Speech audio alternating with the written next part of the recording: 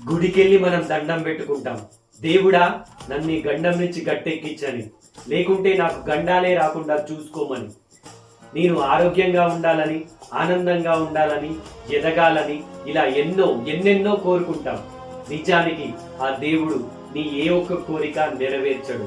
అదే నువ్వు సాటి వాడికి సహాయం చేసినప్పుడు, తోటి వాడి కోసం నిలబడినప్పుడు నీలోనే దేవుడు కొలువై ఉంటాడు. అప్పుడు నువ్వే దేవుడివి. సహాయం చేయడం అంటే ధనమే ఇవ్వాల్సిన అవసరం లేదు. నీ యొక్క మంచి గుణాన్ని చూపెట్టినా చాలు.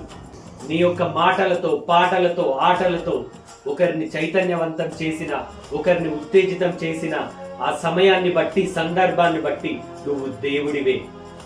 నీ నోటి మాట సహాయమో, ఒకరికి బాట చూపే సహాయమో, ప్రమాదాలు జరగకుండా జాగ్రత్తలు చెప్పే సహాయమో, ఇంకొకరికి మేలు నువ్వు ఏ రకంగా చేసినా నువ్వు దేవుడివే. ప్రార్థించే చేతుల కన్నా ప్రయత్నించే చేతులు ఎంతో గొప్పవి.